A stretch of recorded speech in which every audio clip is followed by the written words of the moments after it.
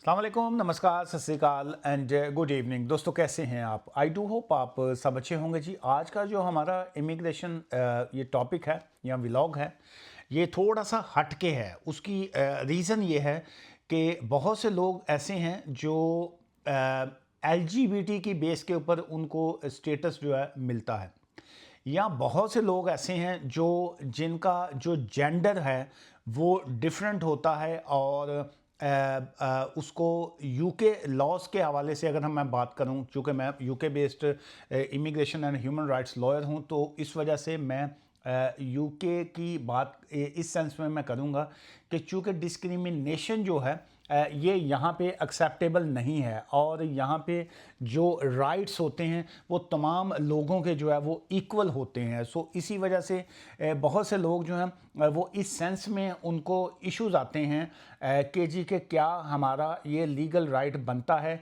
कि हम स्पाउस का या पार्टनर का या हम सेम सेक्स पार्टनर का जो है वो वीज़ा ले सकते हैं। सो इस द रीज़न फॉर आज का टॉपिक ये है कि कुछ पिछले दिनों केसेस भी इसी टाइप के किए थे, और उसके बाद जो है बहुत से लोगों के इस तरह के इश्यूज भी होते हैं। सो दैट्स वाई मैंने ये आज का टॉपिक चूज़ किया, क्योंकि लोग जो हैं बाज़ अपने ऐसे हालात की वजह से जो है बाज़ किसी से बात नहीं कर सकते होते हैं। सो मैं यहाँ पे चूँकि अवेयरनेस के लिए बैठता हूँ, आपको नॉलेज शेयरिंग के लिए बैठता हूँ, तो मैं इस वजह से पहला पॉइंट तो आपको ये कहूँगा कि अगर आपको कोई इस तरह के जेंडर इश्यूज हैं, लेट्स से आप गे हैं, आप लेस्बियन हैं, या आपको कोई भी इस तरह के बायसेक्सुअल या बाकी कोई भी जो इस तरह के आपके एलजीबीटी के जो अंडर आ जाते हैं, आपको कोई इश्यूज अगर हों, तो ये इश्यूज नहीं होते। ये एक नेचुरल सी चीज़ होती है। तो आप अपने किसी डॉक्टर के साथ बात करते वक्त,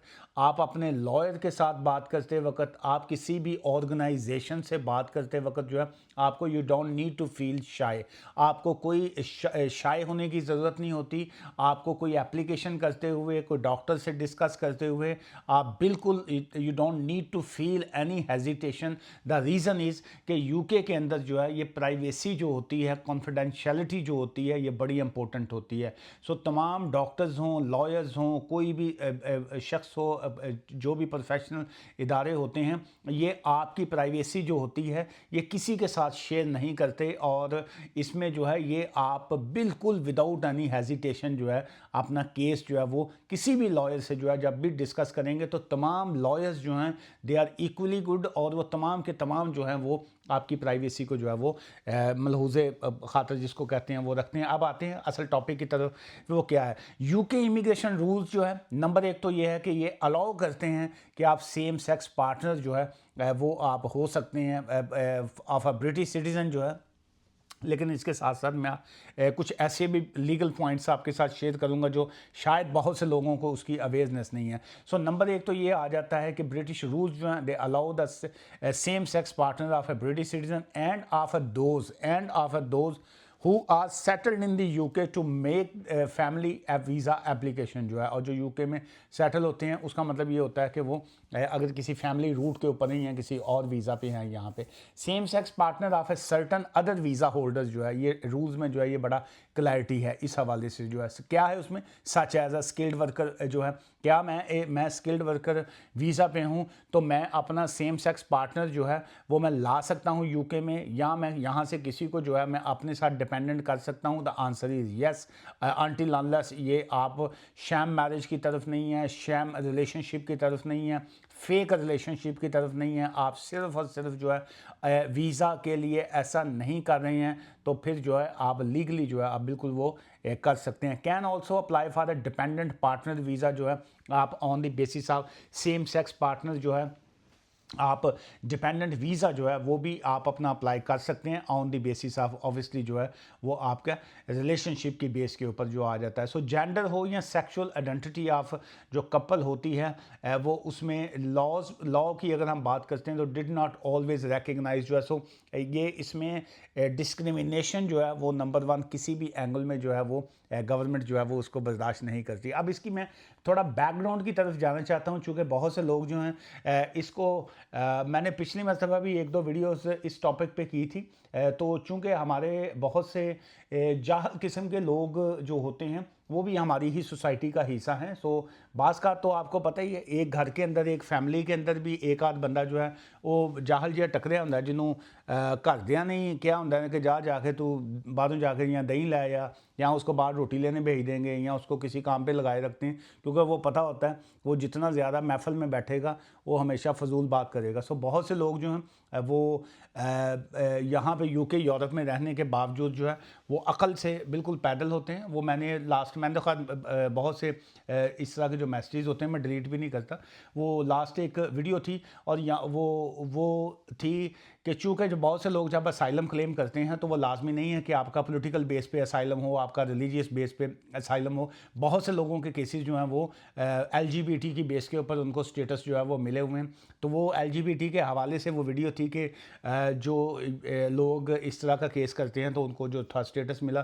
तो नीचे से बहुत से तो नहीं थे, लेकिन कोई एक आध तो आ ही जाता है। फिर वो इस तरह का शख्स जो है वो कन्ना ने हथ लाए हुए, उन्हें कहा जी तौबा अस्तगफिरुल्लाह जी, केड़े पासे तुसी टुर पे हो, ये क्या है, ये क्या काम है, आपको तौबा करनी चाहिए। भाई मैं क्या, मैं क्यों भाई तौबा करा, मैं यहाँ का क्वालिफाइड वकील हूँ, मैंने लॉ की डिग्री ली है, मैं यहाँ पे प्रैक्टिस कर रहा हूँ, मैं क्यों तौबा करा। आप पार्लियामेंट में जाइए, आप वहाँ पे इलेक्शन लड़ें, वहाँ पे कानून पास कीजिए कि जी ये गुनाह है, ये क्राइम है, एलजीबीटी के ना हो, कानून जाके चेंज कर दें तो कानून चेंज हो जाएगा, फिर मैं भी तौबा कर लूँगा। मैंने तो कानून को फॉलो करना है।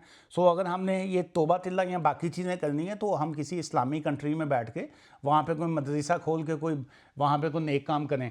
तो यहाँ पे वकील जो होता है वो या डॉक्टर हो या कोई भी प्रोफेशन लोग होते हैं, उन्होंने उसको कानून के मुताबिक ही चीज़ें करनी होती है।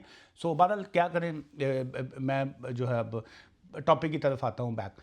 अच्छा, अब इसमें यह है, इसकी हिस्ट्री की तरफ अगर हम जाते हैं तो 10 अक्टूबर 1997 को जो था गवर्नमेंट ने एक रूल पास किया था जिसको अनमैरिड पार्टनर कंसेशन का नाम जो था वो दिया गया था। और उसमें यह था कि रिकग्नाइज़ किया गया था, इसको माना गया था, इसको तस्लीम किया गया था कि same sex relationship for immigration purpose जो है वो होना चाहिए। और ये फर्स्ट टाइम जो था हिस्ट्री में यूके की का हुआ था कि 10 अक्टूबर 1997 को जो था ये सेम सेक्स पार्टनरशिप जो था उसको रिकग्नाइज़ किया गया था। और प्रायर टू दिस, इस तरह के ये सारा काम होने से पहले जो सेम सेक्स कपल जो होते थे वो आपस में बाज़ का अपनी मैरिज को जो था वो नहीं कर पाते थे, अपनी शादी वो रजिस्टर्ड नहीं कर पाते थे, और वो ऑब्वियसली साथ में एज ए पार्टनर रहते थे, लेकिन उनको बहुत से इश्यूज जो थे वो भी फेस करना पड़ते थे। और फिर उसके बाद making a partner visa application on the basis of their relationship जो था उसको इंट्रोड्यूस जब करवाया गया तो इनिशियल स्टेज के ऊपर अगर हम कहें तो 1997 का जो कंसेशन ये थी वो इसको विन करना या इसके ऊपर चीज़ें आना थोड़ा टफ़ थी। टफ़ इसलिए थी कि न्यू रूल्स थे और उसमें चीज़ों को एक्सप्लेन करना या बाकियों में शाइनेस या कोई बहुत से और फैक्टर्स जो थे वो इन्वॉल्व थे। एंड स्लो एंड स्टडी जो है वो चीज़ें जो है उसमें क्लैरिटी आई। एंड उसके बाद जो है जो इंक्लूडिंग सेम सेक्स कपल जो है permission to apply for a partner visa if they could demonstrate. और उसमें ये फिर क्लैरिटी ये आ गई कि अगर कोई कपल जो है ये डिमॉन्स्ट्रेट कर सके, अपने आप को साबित कर सके, प्रूव कर सके जी कि they are in a genuine relationship, वो जेन्युइन रिलेशनशिप में हैं, वो कोई पे करके कोई मैरिज नहीं कर रहे हैं और ना ही ये रिलेशनशिप को बाय किया गया है। और उसमें अगर ये गवर्नमेंट को पता चल जाता है कि इस तरह की किसी की एक्टिविटीज़ हैं तो ये क्रिमिनल ऑफेंस में आता है। लेकिन अगर ये किसी का जेन्युइन इस तरह की चीज़ें हैं तो फिर वो इसको एक्सेप्ट करते हैं। आपकी मैरिज को जो है सेम सेक्स मैरिज जो है वो रजिस्टर्ड होती है, मैरिज सर्टिफिकेट आपको मिलता है जिसको मैरिज ही कहा जाता है। या आप अनमैरिड होते हैं, अगर आप अनमैरिड हैं तो देन ऑब्वियसली वो रिलेशनशिप का टाइम आ जाता है कि मिनिमम 2 ईयर्स का जो है वो आपने प्रूव करना होता है। और अगर आप मैरिड हैं तो देन तो ऑब्वियसली कोई टाइम फ्रेम जो है वो उसमें नहीं आता। सो अगर हम जून 1999 की जो है अगर हम बात करते हैं तो उस वक्त जो अनमैरिड पार्टनर का जो रिलेशनशिप था वो वहाँ से तब से ये स्टार्ट हुआ था कि जी के मिनिमम जो है ये आपने 2 साल का जो है वो रिलेशनशिप जो है वो दिखाना होता है। वो उस वक्त ऐसा कोई एग्जैक्ट रूल में नहीं आता था, लेकिन ये था कि जी कि आपने मिनिमम 2 ईयर्स का ऐसा रिलेशनशिप की एविडेंस जो है वो दिखानी पड़ती है। अक्टूबर 2000 की अगर हम बात करें तो सेम सेक्स कपल एक्ट जो था वो जिस वक्त आया, जो सेम सेक्स कपल एक्ट 2013 जो था 2013 जो था, इसमें इसको कम्प्लीटली प्रॉपरली जिसको कहेंगे इसको रिकग्नाइज़ किया गया। और ये रूल्स में जो था ये इसको ऐड किया गया। फिर same sex couple become a legally entitle, उनको कानूनी तौर पे लीगली इंटाइटल जो था वो किया गया कि जी कि आप you can enter into a civil partnership, आप अपने आप को जो है वो सिविल पार्टनरशिप में लेके जा सकते हैं। एंड मैरिज जो है आप मैरिज जो है वो कर सकते हैं। और ऑब्वियसली इस टाइम टू टाइम जो था इसमें जो मज़ीद चेंजेस आई, लेकिन उस चेंजेस में जो था इम्प्रूवमेंट जो थी वो लॉ में आती गई। और फाइनली जो था happily civil partnership and marriage are treated equally UK immigration purpose जो है, और उसको चाहे वो फैमिली रूल्स के हवाले से बात हो, चाहे वो प्रॉपर्टी की डिवाइडेशन के हवाले से बात हो, चाहे वो फाइनेंशियल मैटर्स के हवाले से बात हो, या सेम टाइम जो है अगर हम इमिग्रेशन रूल्स के हवाले से बात करूं, so they are equally good and equally recognizable के जी के ये सारे का सारा कानून जो है ये अथेंटिक है। एंड उसमें ये है कि सेम राइट्स जो हैं वो दिए गए to the opposite sex partner जो है, सेक्स कपल जो है, to become obtaining a family visas and living in the UK together जो है। सो उसमें in short I do hope आप को आज के इस टॉपिक की जो है वो समझ आई होगी। और उसमें द सिंपल थिंग इज़ कि सेम सेक्स पार्टनरशिप जो है they are allowed. Same sex mean man to man, औरत टू औरत, फीमेल टू फीमेल, और इसको सेम सेक्स पार्टनरशिप कहा जाता है। और इसमें आप किसी भी जब वीज़ा पे होते हैं and you can prove your relationship जो है, और उसमें फिर आप अपने पार्टनर को जो है वो आप बुलवा सकते हैं। लेकिन ऑब्वियसली इसमें इश्यूज़ ये आते हैं कि अब यहाँ पे अगर कोई पाकिस्तानी देख रहे होंगे इस वीडियो को, तो पाकिस्तान में ये कानून नहीं है कि आप सेम सेक्स पार्टनरशिप कर सकें। सो इसलिए अगर आप पाकिस्तानी ये सवाल करेंगे कि जी असी उतों बैठ के किमें शादी करिए, तो आप नहीं कर सकते। सो आपके लिए ये वाला टॉपिक नहीं है। सो इसमें जो है आप अगर फियांसे वीज़ा अप्लाई करते हैं या बाकी चीज़ें करते हैं वो रूल्स में नहीं आती। ये पॉइंट हो रहा है, मे बी इंडियंस के लिए हो सकता है, मे बी आप किसी ऐसे कंट्री में मौजूद हैं जहाँ पे आपको आपकी मैरिज जो है वो रजिस्टर्ड हो चुकी है। लेट्स से मैं पाकिस्तानी हूँ, लेकिन मैं किसी और कंट्री में मैं गया, मैं सिंगापुर चला गया, मैंने वहाँ जाके जो है शादी कर ली, और उसके बाद जो अब मेरा जो पार्टनर है वो यूके बेस्ड है, वो यहाँ से मुझे स्किल्ड वर्कर वीज़ा पे बुलवाना चाहता है एज अ पार्टनर। मैं वहाँ से मेरी वो एप्लीकेशन करेगा, लेकिन ऑब्वियसली मेरे पास सिंगापुर का जो है वो वहाँ की रेजिडेंसी या वीज़ा होना चाहिए, या मैं थाईलैंड में हूँ या किसी ऐसे कंट्री में हूँ जहाँ पे इस्लामिक रूल्स जो हैं वो नहीं है। सो इसलिए it's always take a proper legal advice to do this kind of application जो है। आज की इस वीडियो से मुझे इजाज़त दीजिएगा। टॉपिक ऑब्वियसली डिफरेंट है, लेकिन बहुत सी चीज़ें जो होती हैं जो आपकी अवेयरनेस और नॉलेज के लिए बड़ी इंपॉर्टेंट होती हैं। दुआ में याद रखिएगा। Take care, bye for now.